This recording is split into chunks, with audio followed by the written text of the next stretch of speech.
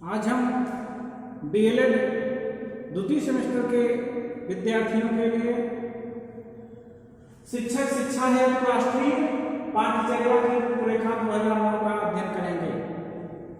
शिक्षक शिक्षा है राष्ट्रीय पाठ्यचर्या की रूपरेखा 2009, अर्थात हम कह सकते हैं कि जो शिक्षक शिक्षा है तो राष्ट्रीय पाठ्यचर्या की रूपरेखा 2009 है। इसको हम national curriculum framework for teacher education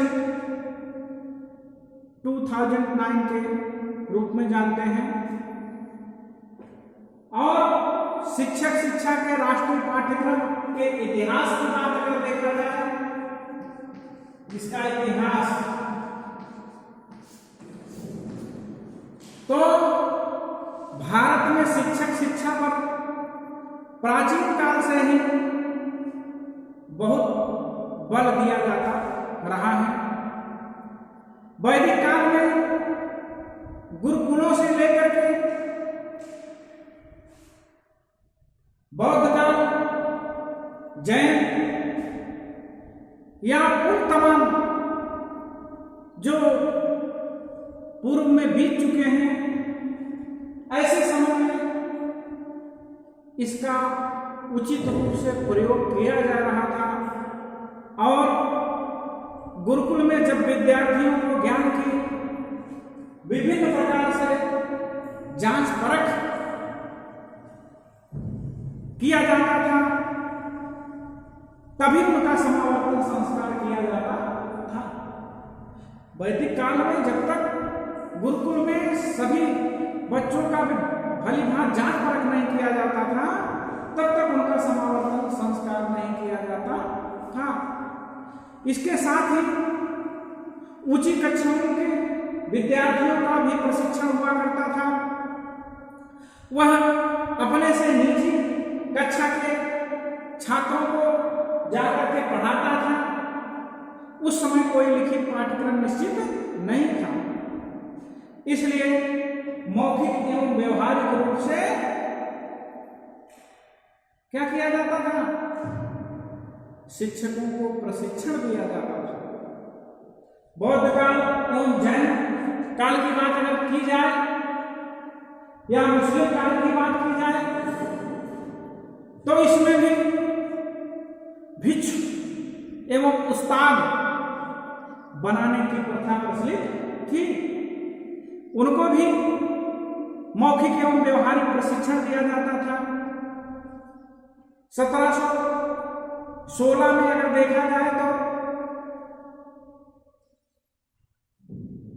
द्रावणकों में शिक्षकों की प्रशिक्षण के लिए एक प्रशिक्षण महाविद्यालय की स्थापना की गई थी।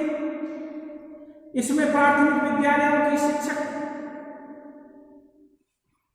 प्रशिक्षण के लिए व्यवस्था दी गई थी, अर्थात प्राथमिक विद्यालय में लोग पढ़ाने के लिए जाकर के उसमें प्रशिक्षित किए जाते थे। इसके अलावा मद्रास में भी 2 विद्यालय खोले गए। इसी प्रकार तंजौर में भी अनेक प्रशिक्षण महाविद्यालय खोले गए। उसके पश्चात अनेक स्थलों पर कई प्रशिक्षण महाविद्यालय या प्रशिक्षण केंद्र खोले गए। स्वतंत्र भारत की बात अगर की जाए तो स्वतंत्रता के पश्चात या स्वतंत्र भारत में शिक्षा नीति को समय के अनुसार बदला गया। समय समय पर उसमें परिवर्तन किया गया और शिक्षा समितियों एवं आयोगों ने अपने अपने रिपोर्टों के आधार पर उसमें जो भी निहित सिफारिशें थी उसको की, और जो पाठ्यचर्या का निर्माण किया गया उन सिफारिशों पर आधारित थी। रही बात जो भी आयोग निश्चित किए गए बनाए गए, वो निम्नलिखित हैं। महत्वपूर्ण पहला तो कोठारी 1966। कब? कोठारी आयोग का गठन किया गया 1966 में। फिर चट्टोपाध्याय समिति जो 1985 में, यानी जब राष्ट्रीय कांग्रेस की स्थापना हुई थी, भारतीय राष्ट्रीय कांग्रेस की स्थापना कब हुई थी? 1885। W.O. ह्यूम के। लेकिन यहाँ जो चट्टोपाध्याय समिति की स्थापना हुई थी वो 1985 में हुई। हमने 1885 में उल्लेख इसलिए कर दिया कि दोनों की तुलना अगर करेंगे तो 100 साल पहले राष्ट्रीय कांग्रेस का जन्म हुआ था। तो राष्ट्रीय शिक्षा नीति की बात तो आप जान ही रहे हैं। 1986 में आचार्य राममूर्ति समिति 1990 में, यशपाल समिति 1993 में, और राष्ट्रीय पाठ्यक्रम संरचना 2005 में। निःशुल्क एवं अनिवार्य शिक्षा अधिकार की बात अगर की जाए तो 2010 में। इन सारी समितियों का उल्लेख करने का हमारा जो मतलब है वो यह है कि भारत में संघीय संरचना में यद्यप शिक्षक शिक्षा पाठ्यक्रम पर विस्तृत रूप से नीतिगत व वैयक्तिक संरचना केंद्र सरकार द्वारा निश्चित किया जाता है, तो इसके उपरांत अनेक कार्यक्रमों एवं योजनाओं का क्रियाशीलन या क्रियान्वयन मुख्यतः राज्य सरकार द्वारा किया जाता है। अब बात आई सेवा पूर्व शिक्षक प्रशिक्षण की। तो सेवा पूर्व प्रशिक्षण के लिए राष्ट्रीय शिक्षा परिषद अर्थात NCTE की बात करते हैं। NCTE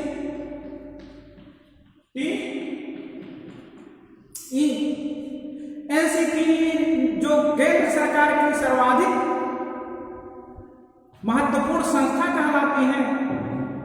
यह संस्था शिक्षक शिक्षा को सुनियोजित एवं समन्वित विकास हेतु सर्वाधिक संस्था मानी गई, क्योंकि सुनियोजित और विकासित करने का जो उसका उत्तरदायित्व है वह NCTE विभिन्न शिक्षा पाठ्यक्रमों के मानक एवं मानदंड, शिक्षकों के लिए न्यूनतम योग्यताएं, विभिन्न पाठ्यक्रमों के लिए छात्र अध्यापकों के प्रवेश के लिए एवं पाठ्यक्रम एवं घटक तथा अवधि एवं न्यूनतम योग्यता को निर्धारित करती है। अब राष्ट्रीय शैक्षिक योजना एवं प्रशासन विद्यालय, जिसको न्यूपा कहते हैं, द्वारा स्थानीय सहायता को प्रदान करती है, स्थानीय की सहायता प्रदान करती है। क्योंकि जब न्यूपा स्थानीय सहायता प्रदान करेगी तो शिक्षक प्रशिक्षण महाविद्यालय यानी CTE जिसको कहते हैं और उन्नत शिक्षा विद्या संस्थान IASE जिसको कहते हैं, माध्यमिक और उच्च माध्यमिक विद्यालय शिक्षकों सेवाकालीन प्रशिक्षण प्रदान करने के लिए ये काम किया गया है। चाहो उच्च प्राथमिक विद्यालय के हों, चाहो माध्यमिक विद्यालय के हों, इन शिक्षकों को सेवाकालीन प्रशिक्षण प्रदान करती है। रही बात सेवा से पहले प्रशिक्षण के लिए सरकारी और सरकार द्वारा जो सहायता प्रदान की जाती है, तो ऐसे सहायता प्राप्त शिक्षक शिक्षा संस्थानों को संबंधित राज्यों को सरकार द्वारा आर्थिक सहयोग भी दिया जाता है। कुछ सहयोग सर्व शिक्षा अभियान के अंतर्गत दिया जाता है, जो RTE अधिनियम के कार्यान्वयन के लिए मुख्य साधन है। राज्य सरकारें भी सेवाकालीन कार्यक्रमों की आर्थिक सहयोग प्रदान करने का कार्य करती क्योंकि जब तक राज्य सरकारें उनको सेवा प्रदान सहयोग प्रदान नहीं करेंगे तब तक शिक्षा का विकास पूर्ण रूप से होना संभव नहीं हो सकता। शिक्षक शिक्षा के राष्ट्रीय पाठ्यक्रम की रूपरेखा की बात करें,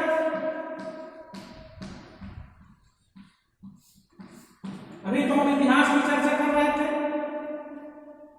रूपरेखा या संरचना की अगर बात करें या national curriculum framework of teacher education की बात करें तो उसमें एनसीटी यानी एनसीईआरटी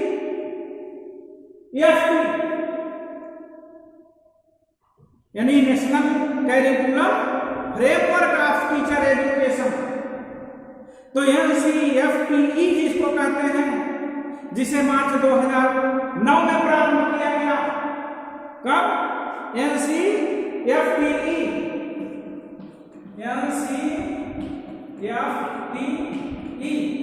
का प्रारंभ 2009 में जो किया गया,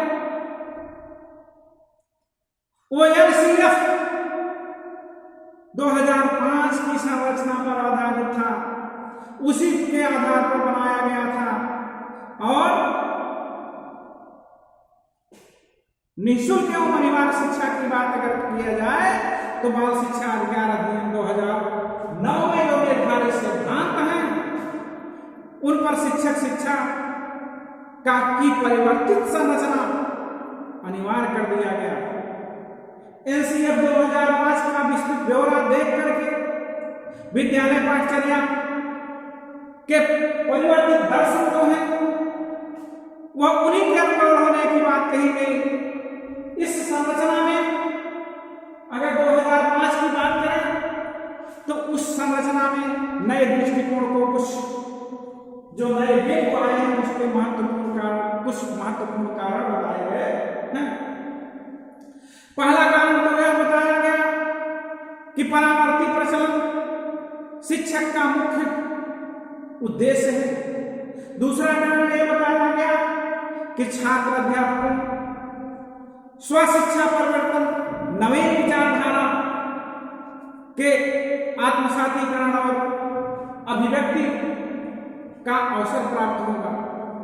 तीसरी बात अगर आई तो स्वयं निर्देशित शिक्षा की क्षमता और सोचने की योग्यता का विकास करने की बात आई। अगली बात अगर इसमें आती है तो यह है कि बालकों को सीखने व सम्मिलित करने यानी बालकों को निरीक्षण के लिए अगर सम्मिलित करना हो तो बालकों से वार्तालाप करने के लिए उनके निकट आने का अवसर प्रदान होता है।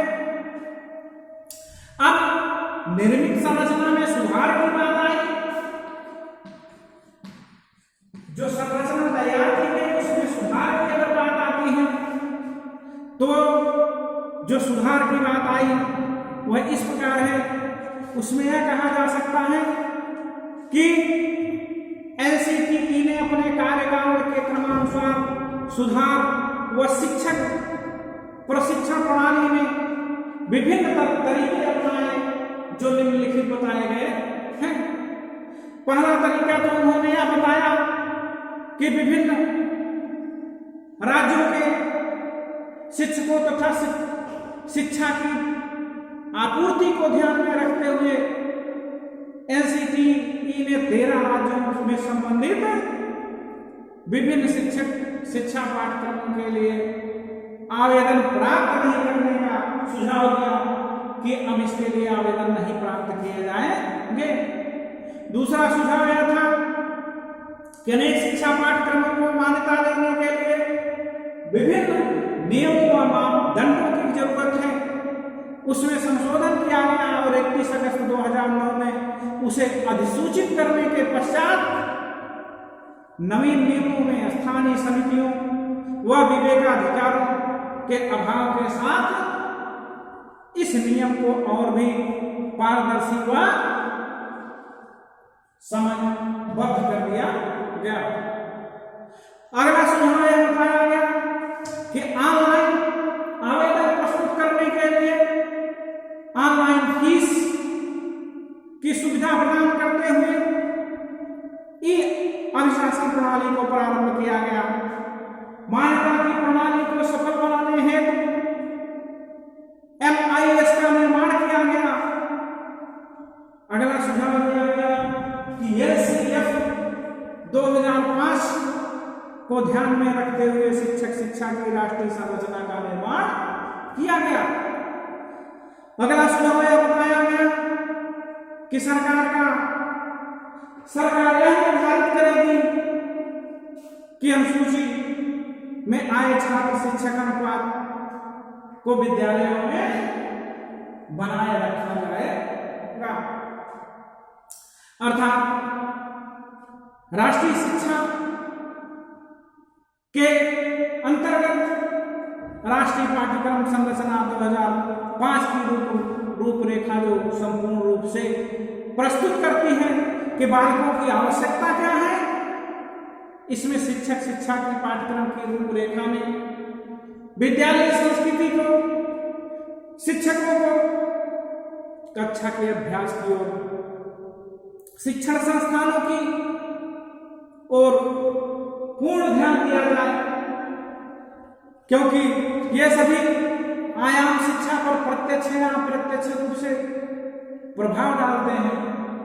स्पष्ट है कि राष्ट्रीय शिक्षा पाठ्यक्रम संरचना 2009 में पाठ्यक्रमों के निर्माण में जो पूर्व में निम्न विषयों पर ध्यान आकृष्ट किया गया वो निम्न प्रकार से बताया गया। पहला ध्यान तो वह आकृष्ट इस प्रकार से किया कि शिक्षक शिक्षा का व्यवसायीकरण हो। दूसरी बात बताया कि शिक्षक प्रशिक्षकों का निर्माण किया जाए। तीसरी बात बताई गई शिक्षक शिक्षण में या शिक्षक शिक्षा में अनुसंधान व नवाचार का प्रयोग किया जाए। अगली बात यह बताई गई कि शिक्षक शिक्षा में मुक्त व दूरस्थ शिक्षा का प्रयोग किया जाए तथा स्वास्थ्य व शारीरिक शिक्षा पर भी विशेष बल दिया जाए। व्यवसायिकता हेतु शिक्षकों की भूमिका को विकसित किया जाए। इन तमाम बातों को ध्यान में रखते हुए उसका ध्यान आकर्षित करवाया गया।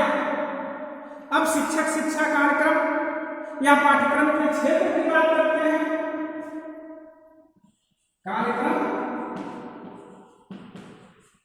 या क्षेत्र